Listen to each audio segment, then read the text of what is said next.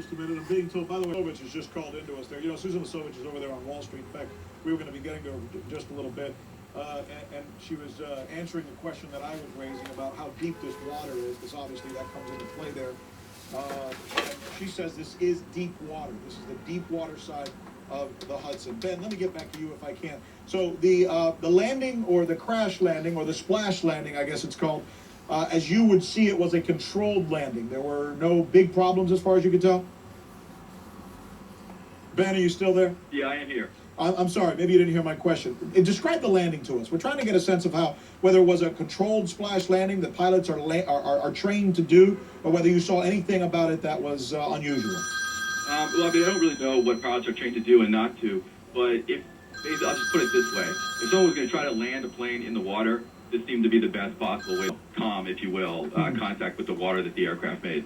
You know, I imagine they have to be extremely careful when they start opening compartments to get people out of there, that the plane might not suddenly fill with water. I imagine that there's a strategy that they would employ in a situation like this. Chad Meyer is joining us now. Chad, for starters, and I know that you've got some experience with this kind of thing, what is the temperature of that water there off of LaGuardia on the Hudson Bay? 43 degrees, Rick. Air temperature is 21. The water is warmer than the air, but that doesn't help. 43 is hypothermia in less than minutes here.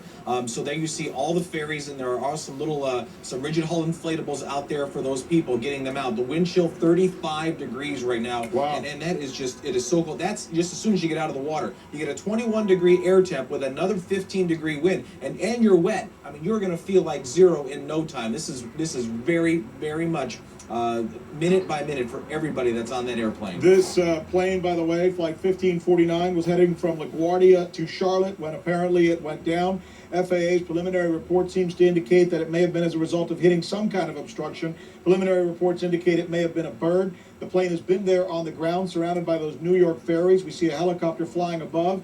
We also see some rescue officials that arrived just moments ago, but we don't yet know, nor am I able to tell from these pictures. Chad, I don't know if you could tell or not. You know, usually by now we would have seen one of the chutes deployed, we would have seen a door open, and we would have seen people on life jackets. Do you see anybody bobbing in the water? Maybe it's because my monitor here is pretty small. I don't want to be saying something isn't happening if the folks at home are seeing it.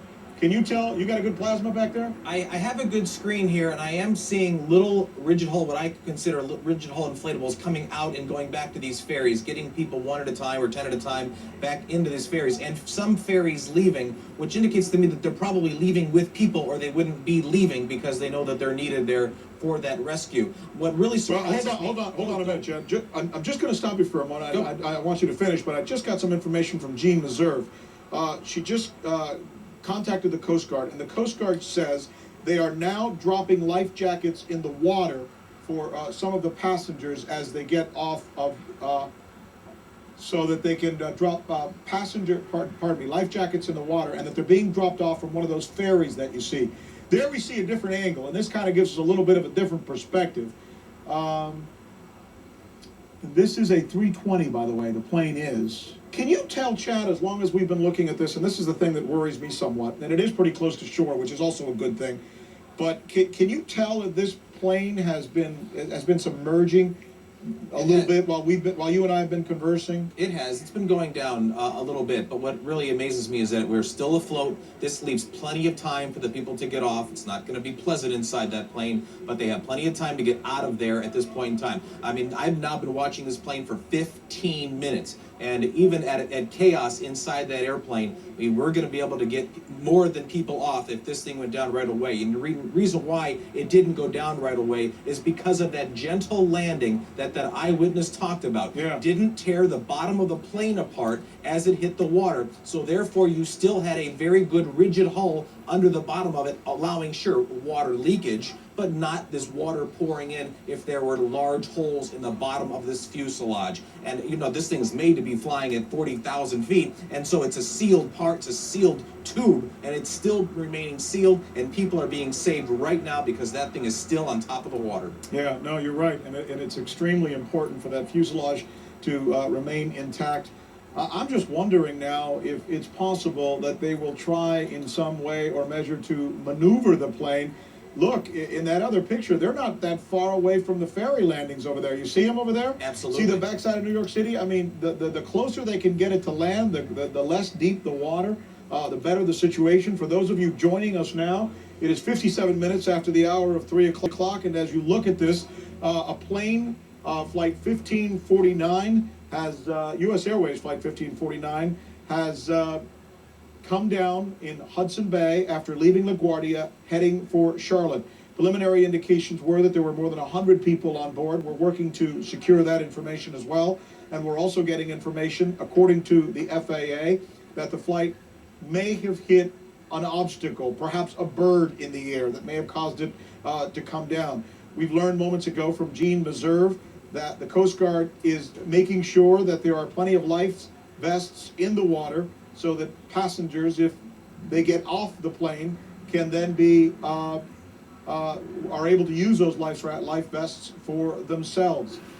Hard to tell as we look at this to see exactly what the strategy is at this point. There's the possibility they may want to try and somehow anchor those the tail and the fuselage of the plane to some of those ferries to make sure it doesn't go under anymore.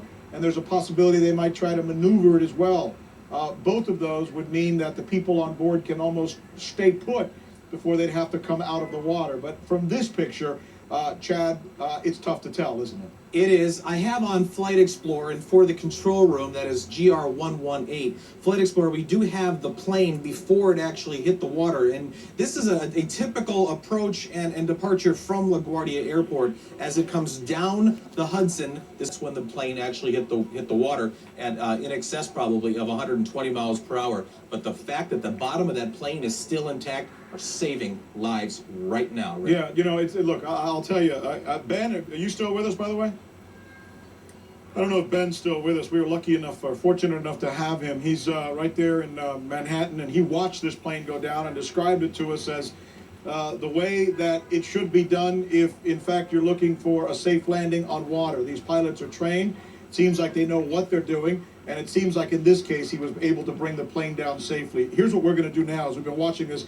I'm going to hand things over to Wolf Blitzer. He's standing by in the Situation Room. Obviously, he's going to stay with this story. And